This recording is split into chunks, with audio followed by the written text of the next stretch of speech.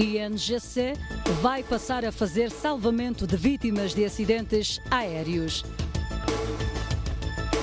Seleção Nacional de Futebol iniciou hoje treinos para o jogo contra a Guiné-Bissau.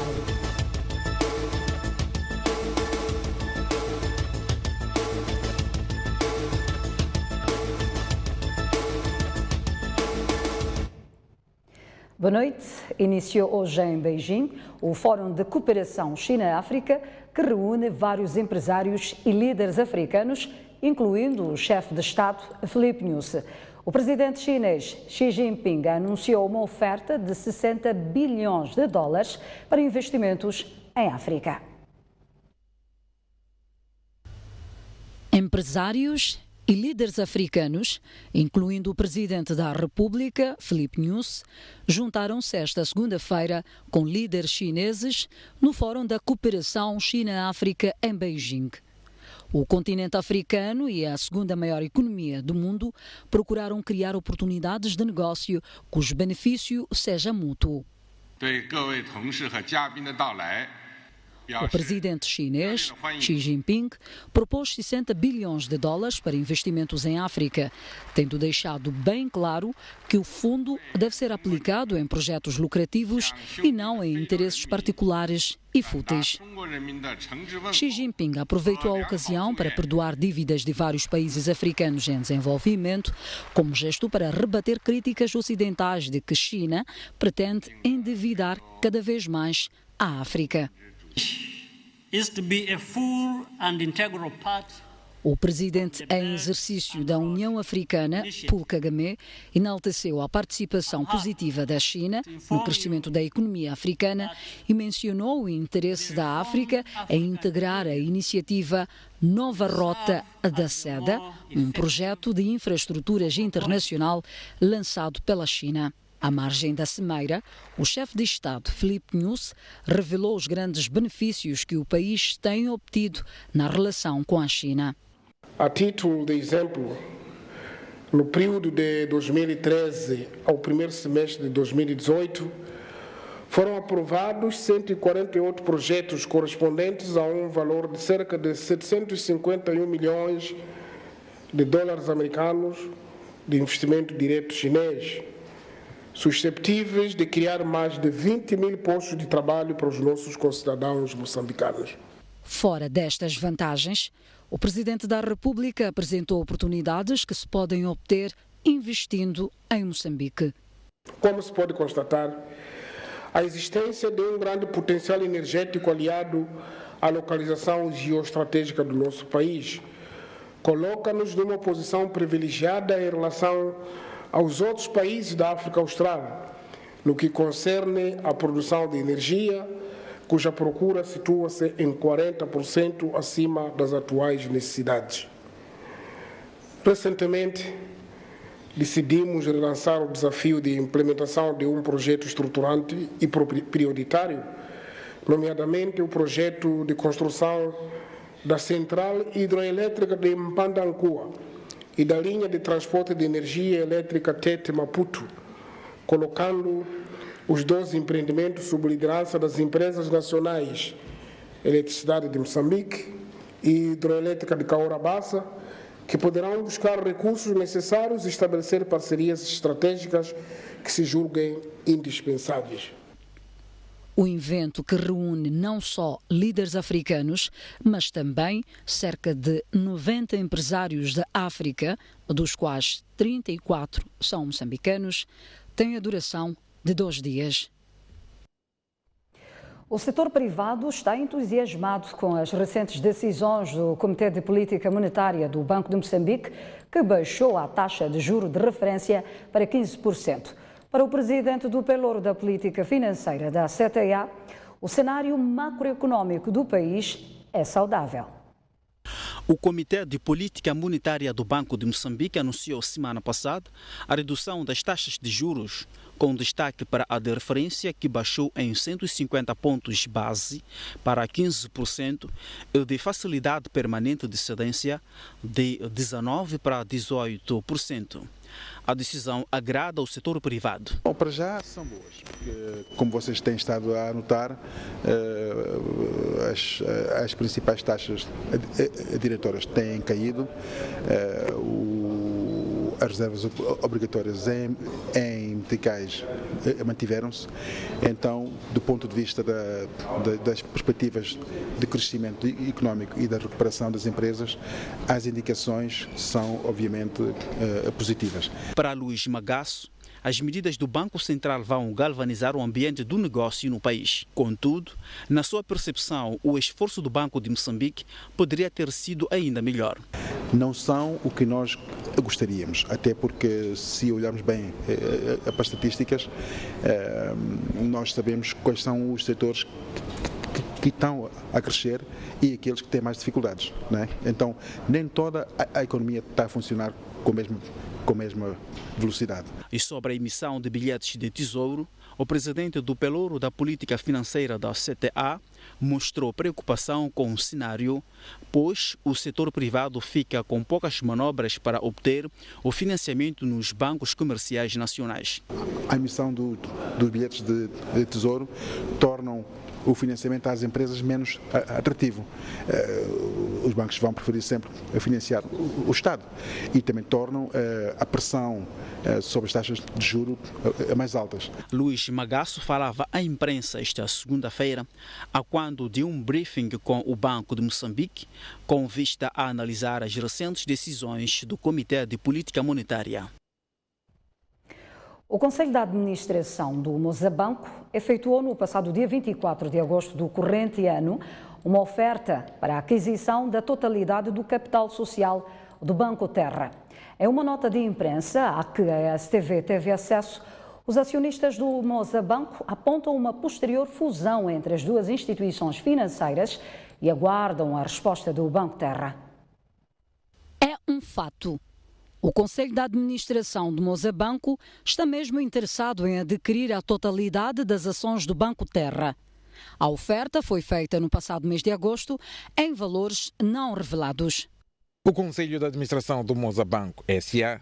informa aos seus clientes e o público em geral que, no quadro das negociações que vinha desenvolvendo, efetuou no passado dia 24 de agosto do corrente ano uma oferta para a aquisição da totalidade do capital social do Banco Terra S.A.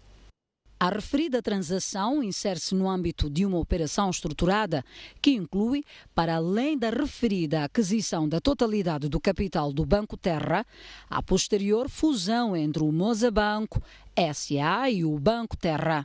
Com esta operação, que naturalmente irá salvaguardar os superiores interesses de todos os stakeholders de ambas as instituições, pretende-se dotar a instituição resultante da transação com uma capacidade reforçada em servir o mercado em geral e os clientes em particular, com elevado espírito de cooperação e relacionamento nos diferentes setores da vida econômica e empresarial do país. Enquanto a oferta de Mozabanco está a ser apreciada, o Grupo Luso Montepio Holding vendeu sua participação que detinha no BTM. O grupo vendeu 45,78% do capital social do Banco Terra de Moçambique e uma holding holandesa.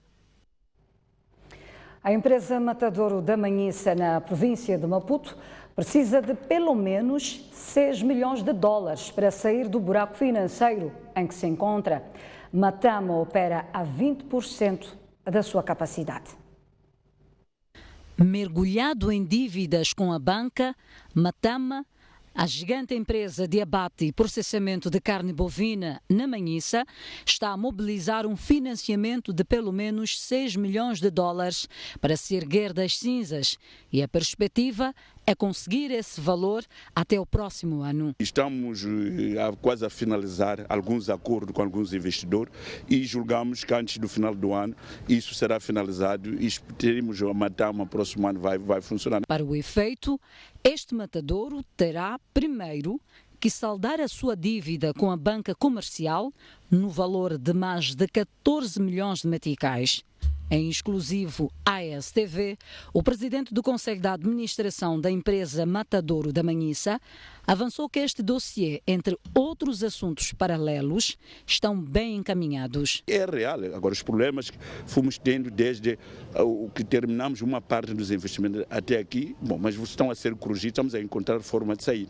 E temos a outra parte que é a logística, porque a logística também joga um papel fundamental. Suspensa da Bolsa de Valores de Moçambique, na sequência dos problemas financeiros da empresa, Boa Vida Mutombene disse que a decisão serviu para salvaguardar os interesses da firma. Achamos bom, por quê? Primeiro foi para proteger os acionistas, primeiro para não pôr a empresa a ficar desvalorizada. Refira-se que a empresa Matadouro da Manhissa foi inaugurada em 2016 pelo estadista moçambicano Filipe Nyusi. Com um início promissor, a empresa vem conhecendo momentos de amargura.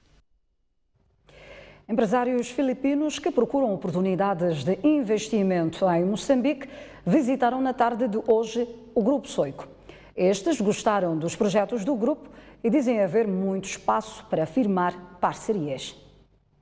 Os empresários filipinos que se encontram no país para uma visita de 2 dias reuniram-se primeiro com o Conselho de Administração do Grupo Soico, tendo apresentado os diversos ramos da sua atividade, desde as áreas de imobiliários, bens de consumo, equipamentos de processamento e embalagem de alimentos, farmácia e cosméticos, para além de soluções de negócios e tecnologias de informação e comunicação. No final da visita, falou o cônsul daquele país em Moçambique, tendo destacado o entusiasmo dos filipinos em firmar parcerias com moçambicanos e com o Grupo Soico em particular. Essa é a primeira reação dos empresários filipinos a Moçambique para virem sentir, conhecer a realidade, o que somos, o que temos e o que podemos oferecer em termos de parcerias. O Grupo Soico, como um grupo grande, o grande empreendedor do grande Mosefo, foi com essa visão que nós vimos cá. Vimos para aproximar, vimos para dar o nosso sinal da participação daquilo que é a inclusão, portanto, dentro do contexto de negócios e a aproximação também dentro do contexto daquilo que seria ou poderá ser no futuro um Mosefo nas Filipinas. Por seu turno, o CEO do Grupo Soico, Jeremias Langa, disse haver boas indicações de futuras parcerias a avaliar pela impressão positiva com que ficaram os empresários visitantes. Para nós é uma honra nos elegerem, portanto, como um destino para a visita. Portanto, ficamos também impressionados com aquilo que ouvimos da parte deles, das perspectivas que se abrem de cooperação. Nós estamos num mundo global, interessa-nos estabelecer relações de parceria e de cooperação com, portanto, empresários e entidades de vários países. Portanto, o que fizemos aqui foi também estabelecer as bases para que haja esta cooperação com as Filipinas em várias áreas, portanto na área de conteúdos, que é aquilo que tem interesse para nós como televisão, mas também em outras áreas económicas. O grupo de empresários é composto por representantes de 10 empresas. Na manhã desta segunda-feira, visitou a CTA, onde também manifestou o seu interesse em firmar parcerias com o setor privado nacional. Enquanto isso, o Ministério dos Recursos Minerais e Energia quer reduzir a poluição ambiental causada pelos combustíveis usados nas viaturas no país. Neste contexto, realiza-se um seminário em Maputo com o objetivo de massificar a utilização de combustíveis limpos. Apesar de Moçambique usar combustíveis considerados mais limpos e menos poluentes da região austral de África, o Ministério dos Recursos Minerais e Energia admite que os veículos com muito tempo de fabrico continuam a causar poluição ambiental. Quando nós importamos veículos que são, por exemplo, de 2011 para baixo, falo 2008, 2007, 2000, estes carros, em termos de poluição, devido ao processo de queima, de combustão, poluem mais do que carros que já estão fabricados desde o ano 2011 em diante. Em termos de poder de queima, a qualidade, poluem menos ao ambiente. A consideração foi feita esta segunda-feira no seminário sobre o uso de combustíveis limpos para minimizar a poluição do ambiente. Na ocasião, o secretário permanente do Ministério dos Recursos Minerais e Energia disse que carros elétricos podem ser a solução. Que o país pretende ser um grande, pretende ser um grande produtor de energia, não só para exportar, mas também para produzirmos internamente. Então, se tivermos tanta energia, significa que podemos até importar carros elétricos, poderemos utilizar sem grandes problemas. O seminário é de 2 dias e conta com a participação de especialistas nacionais e internacionais da área de combustíveis. O Ministério da Terra, Ambiente e Desenvolvimento Rural lançou hoje o Plano Especial de Ordenamento Territorial, que tem como foco a parte costeira da ilha de Inhaca e do distrito de Matutuíne. O objetivo é desenhar estratégias que assegurem o uso e desenvolvimento sustentável dessas regiões. O Governo, através do Ministério da Terra, Ambiente e Desenvolvimento Rural, setor privado, sociedade civil, grupo de consultores responsáveis pelo Plano Especial de Ordenamento Territorial, reuniram-se na manhã desta segunda-feira em Maputo para desenhar um plano que vai estabelecer como será usada a terra no distrito de Matutuíne e na ilha de Inhaca. Trata-se da segunda vez que o MITADER faz esse exercício, sendo que a primeira foi em 2016 para o Vale do Zambeze. Este é um instrumento que visa desenvolver a zona sul da província de Maputo, tendo em conta todos os investimentos que estão previstos para lá. Isto como forma de ordenar aquele espaço, trazer um pouco de ordem naquele território. Para o Banco Mundial, um dos parceiros da iniciativa, o encontro acontece numa boa altura, uma vez que também estão a ser criados outros documentos importantes na área de ordenamento territorial. O Plano Nacional de Desenvolvimento do Território, que em combinação com o projeto Lorel, que cobre Moçambique e Madagascar, fazem cenários de uso da terra, degradação da terra e crescimento da população. Temos ainda em breve o Ministério do Mar a elaborar o Plano de Ordenamento Marítimo com uma relação muito grande com este período. Depois de produzido, o Plano Especial de Ordenamento Territorial será divulgado e disponibilizado nas administrações e direções para conhecimento público. Estudantes da Universidade de Moçambique, em Nampula, estão sem aulas desde a última sexta-feira. As portas do edifício principal onde funciona aquela instituição de ensino superior foram trancadas, tendo sido vedado o acesso aos estudantes e funcionários. Ao que se indica, esta foi a única forma que o proprietário deste edifício encontrou para exigir o pagamento da renda mensal à Universidade de Moçambique. As informações são ainda muito escassas. O pouco que se sabe é que as portas destas instalações, arrendadas pela Universidade de Moçambique, encontram-se encerradas por decisão do proprietário desde a última sexta-feira. Estudante aqui, qual é o curso? Ciências Agrárias. Vim aqui para ter aulas hoje sim, porque parece que desde a sexta-feira temos essa confusão, né? Não sei porquê. Então vim procurar saber os porquês de não entrarmos a ter aula. E cada qual explica coisa dele, né? Não temos informação segura e direita. Também ouvi dizer que ficaremos sem aulas até máximo dia 10. É muito preocupante, porque até eu não sou dessa província.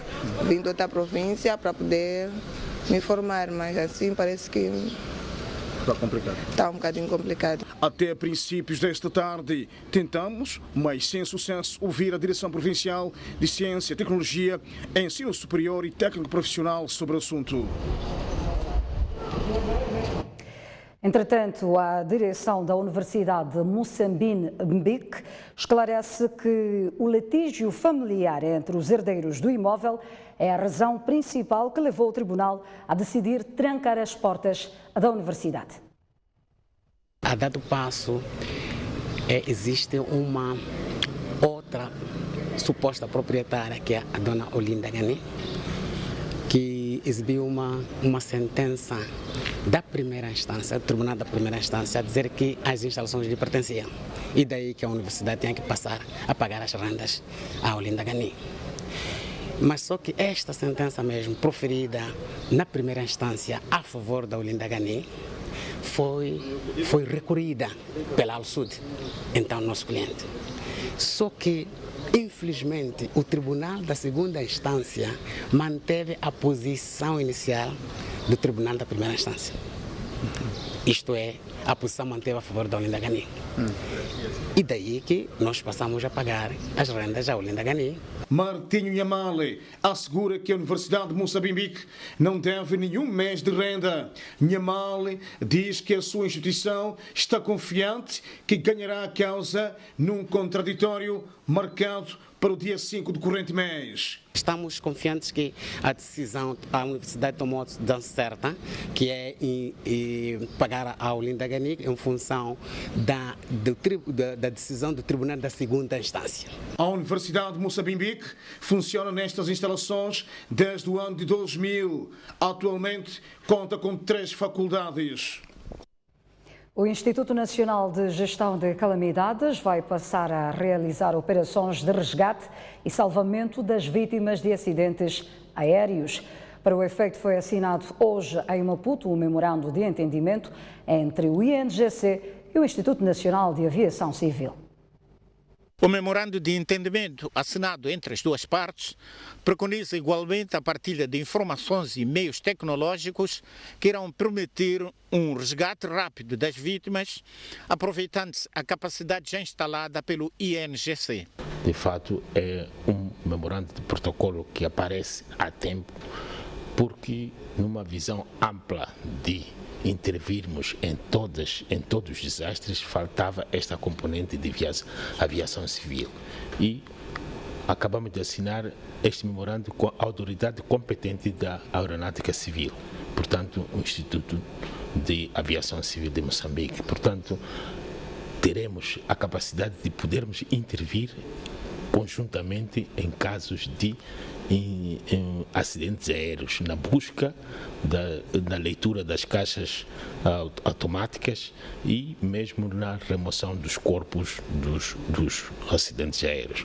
Não estamos a desejar, mas é melhor prevenir do que remediar. O presidente do Conselho de Administração do Instituto de Aviação Civil de Moçambique diz que o resgate atempado das vítimas dos acidentes aéreos é uma das exigências da ICAO e o INGC tem alguns passos mais à frente nessa matéria. Neste momento, o Instituto Nacional de Gestão de Calamidades, ela possui já algumas ferramentas muito importantes, quer em meios terrestres, quer em meios de vigilância, que estamos a falar dos ARPAs, conhecidos por drones. Então, aqui há um reforço muito grande, parecendo que não é um drone, mas é um meio aéreo, e ele está à frente das coisas. Com base no entendimento, técnicos do INGC irão beneficiar de treinamento específico para lidar com acidentes aéreos. Momento para uma curta pausa no Jornal da Noite. Nós voltaremos dentro de instantes com mais informação. Até já. Seguimos com as notícias no Jornal da Noite.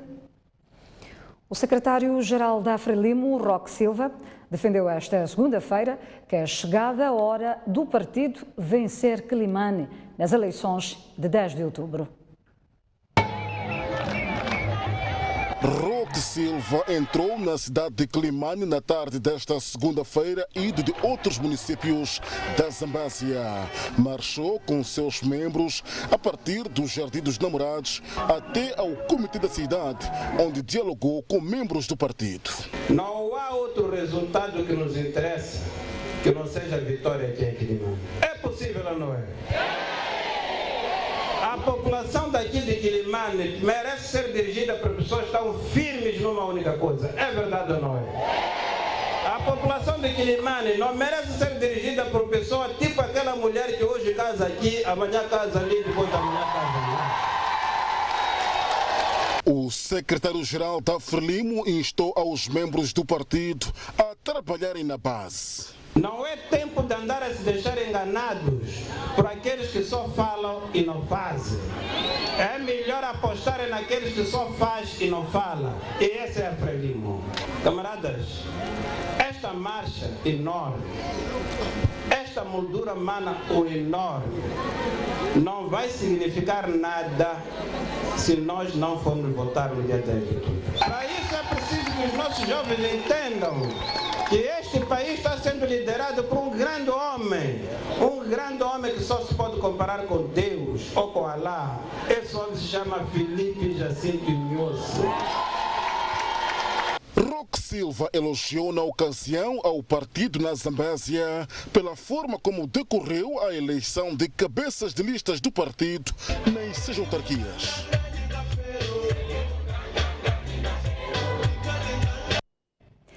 Já o MDM aproveitou o último fim de semana para fazer a apresentação pública dos seus 53 cabeças de lista.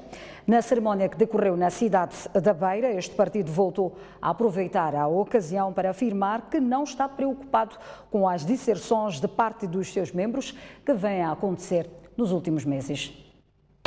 O Movimento Democrático de Moçambique, liderado por David Simão, juntou na Beira no último domingo os seus 53 cabeças de lista para as eleições de outubro próximo, com o pretexto de apresentá-los publicamente aos membros simpatizantes deste partido.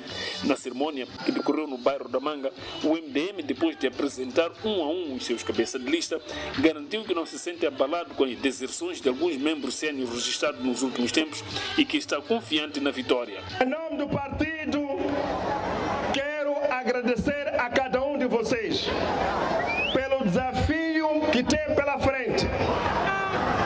Não fiquem com medo, nem podem recuar, porque o MDM sabe marcar penalti. Este ano vai ser um ano muito importante para a história da nossa democracia. Há muita gente que procura e pensa que vir para o MDM é para encher o seu bolso. Mas nós no MDM andamos com tesourinha e cortamos esses bolsos para que as moedas possam cair. Aqueles que sonhavam vir ao MDM estariam a roubar o povo. Cada um com o seu pé sozinho vai abrir a porta e vai atingir o caminho onde ele quer chegar. Cerimônias idênticas até a apresentação pública dos seus cabeças de lista terão lugar, de acordo com o MDM, nos próximos tempos nas principais autarquias do país. Fraca divulgação das leis sobre eleições recentemente, neste caso, aprovadas pela Assembleia da República, pode contribuir para o aumento de abstenções nas eleições autárquicas de 10 de outubro. O alerta é feito pelo especialista em direito eleitoral, Guilherme Mbilana. O especialista em direito eleitoral Guilherme Mbilana falava esta segunda-feira, momentos depois da abertura da capacitação sobre a disseminação da Constituição da República, revista recentemente da nova legislação eleitoral. Mbilana diz que pelo tempo que resta para as eleições autárquicas, já não é possível explicar aos cidadãos os conteúdos das novas leis, uma situação que poderá contribuir para um número considerável de abstenções nas eleições autárquicas de 10 de outubro. O cidadão, quando for para a mesa de voto, diante do seu boletim de voto, não vai poder ver o rosto daquele cabeça de lista e não vai poder encontrar o nome da pessoa. Então, isto vai trazer grande confusão. Para o especialista em direito eleitoral, as diversas interpretações das leis podem ser resultado da falta de concentração dos legisladores durante a sua produção. Julgo que não houve a concentração necessária, o espaço necessário para que, com mais calma e serenidade necessária, se produzissem as leis.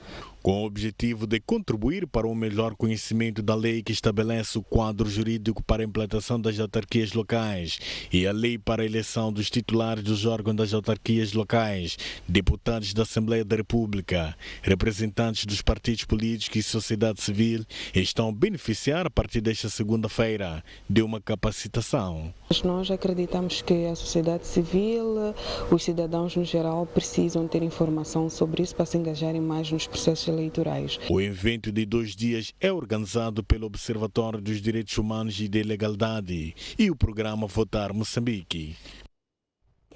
A indústria extrativa vai provocar muitos conflitos de terra em Cabo Delgado devido à injustiça nas indemnizações e compensações. A previsão foi avançada pela Associação Provincial de Paralegais durante um encontro de reflexão.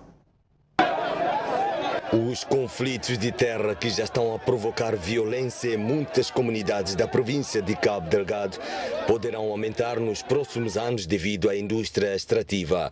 Segundo a Associação Provincial de Paralegais, a situação deve-se ao que consideram de analfabetismo jurídico por parte das comunidades que supostamente não dominam a lei e em muitos casos não têm acesso a um advogado que possa defender os seus direitos. Prevê-se muitos conflitos de terra, sim senhora, por isso nós estamos aqui nesta reflexão, porque nós não estamos assim apagados de que não estamos a perceber nada.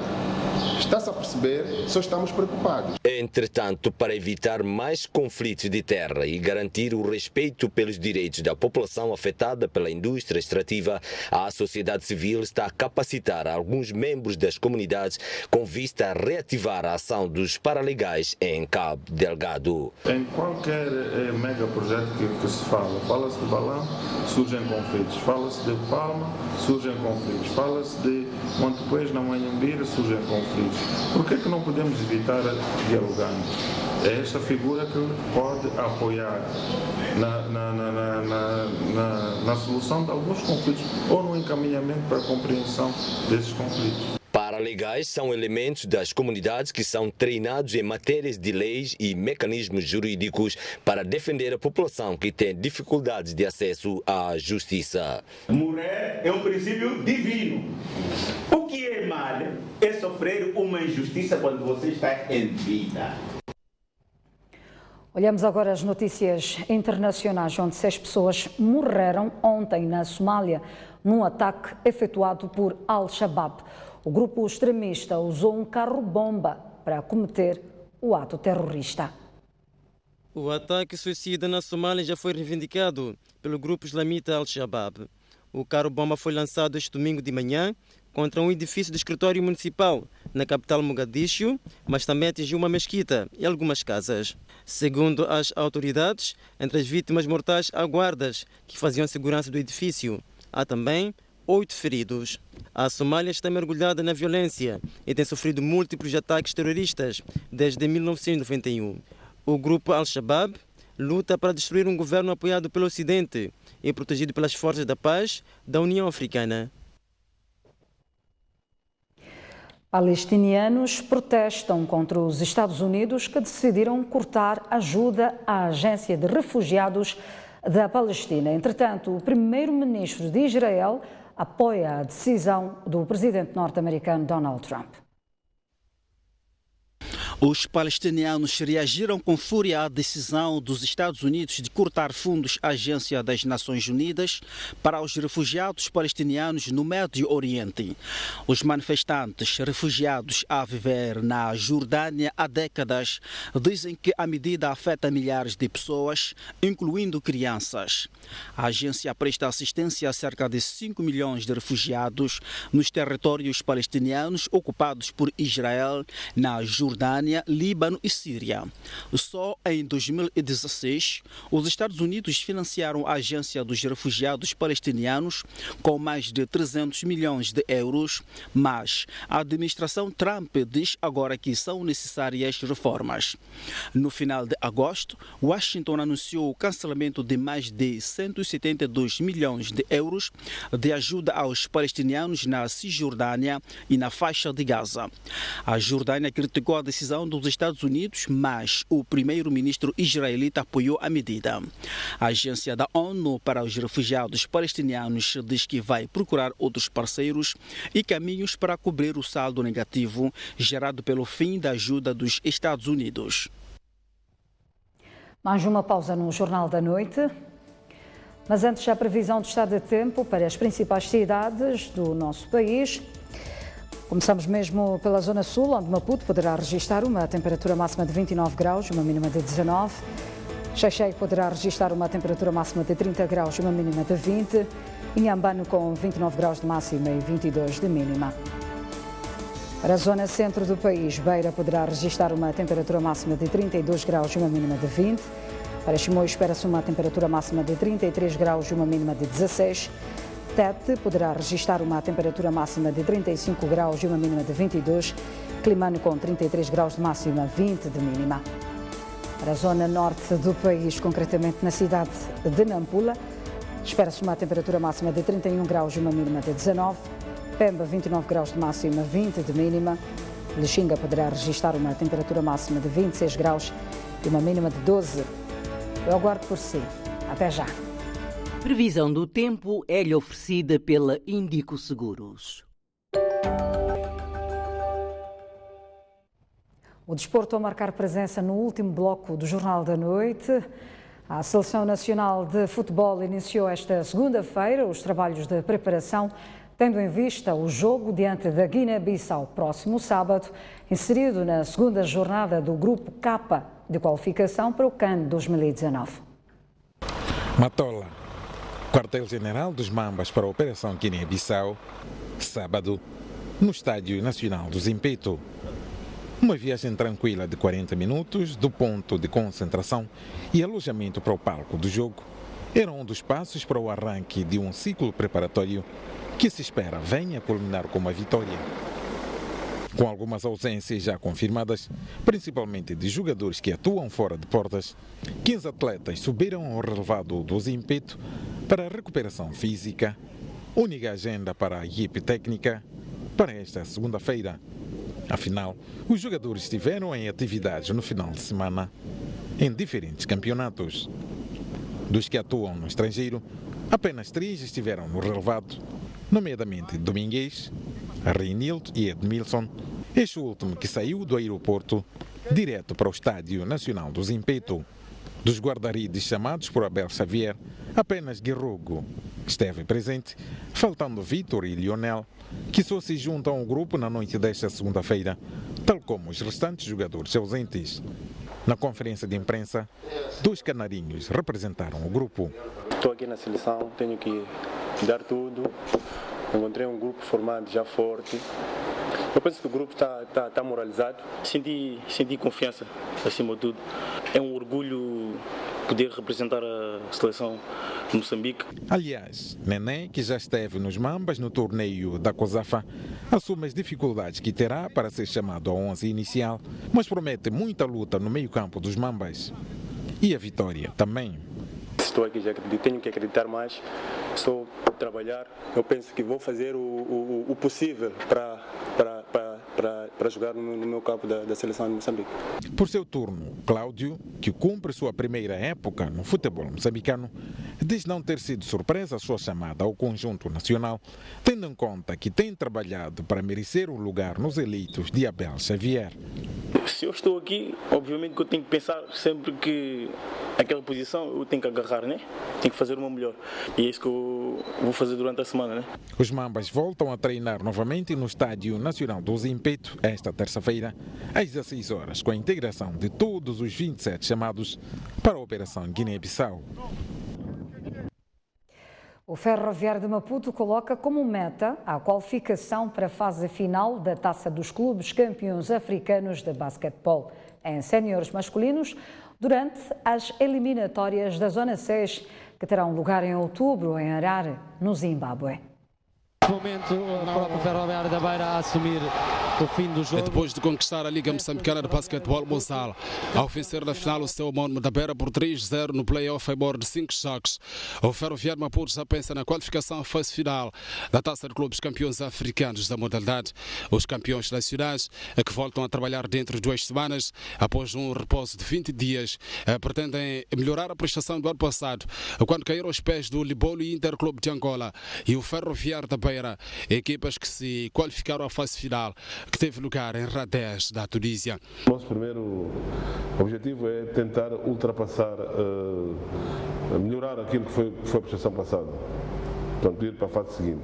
Ir para a fase seguinte significa ir para a janela seguinte, não na zona 6 e passarmos as eliminatórias para a fase seguinte. É diferente do que se viu na recém-terminada Liga Moçambicana de Basquetebol Mozal. Os locomotivas podem seguir ao Zimbábue sem nenhum reforço estrangeiro. Em princípio, vamos apostar na prata da casa e se houver necessidade de trazermos mais jogadores estrangeiros, o ano passado, por um erro de um árbitro, nós não fomos para a fase seguinte. E acho que com a prata da casa a gente pode fazer um bocadinho mais. Para além de ter recuperado o título de campeão nacional, o Ferroviário Maputo viu o espanhol Álvaro Masso ser eleito MVP da competição. Uma decisão, no entanto, questionada por Isidro Amado. Orlando Novela, para mim, deve ter sido o MVP. Não, a olhos abertos, Orlando Novela foi o MVP desta prova. Exato. O Álvaro Masso talvez tivesse outros argumentos para ter um outro prêmio que não fosse aquele de MVP. O MVP desta prova foi claramente Orlando Novela. O responsável pelo Departamento de Basquetebol do Ferroviário Maputo falava no programa Ao Ataque Especial Basquetebol, exibido todos os domingos da STV. Já na página cultural, saiba que o escritor e antigo ministro da Agricultura e Desenvolvimento Rural, Hélder Muteia, vai lançar mais uma obra literária. Intitulada O Barrigudo e Outros Contos, a coletânea inclui textos escritos há 30 anos e será apresentada ao público próxima quinta-feira em Maputo. Tinha 24 anos quando, com outros autores, fundou a Charrua. 3 décadas depois, a paixão pela escrita continua acesa. Por isso, Hélder Muteia vai lançar mais um livro. Intitulado Barrigudo e Outros Contos, a coletânea de Muteia é uma viagem versátil pelas peripécias que movem o mundo.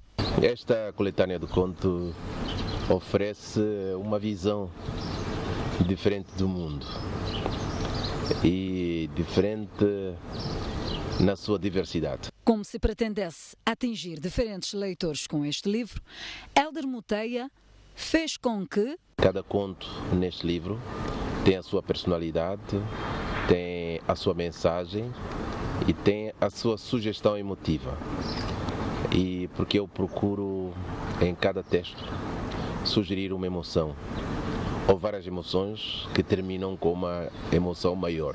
Reconhecendo que o nível de publicação não é dos mais regulares ao longo dos anos, Hélder Muteia garante aos seus leitores: o compromisso com a literatura continua o mesmo, o entusiasmo também continua em alta.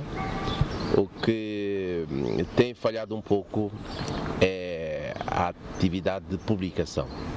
Tenho muita coisa escrita e que eu decidi que a partir de agora vou começar a publicá-las. Hélder Muteia é autor de 6 livros. Foi ministro da Agricultura e Desenvolvimento Rural e, além de escritor, atualmente é coordenador da FAO para a África Central. O Barrigudo e Outros Contos será lançado às 17 horas de quinta-feira no auditório do BCI, em Maputo. E o Barrigudo e Outros Contos a fecharem o Jornal da Noite de hoje. Grata pela atenção dispensada, quando consigo amanhã à mesma hora. Tem mais informação no canal STV Notícias. Boa noite.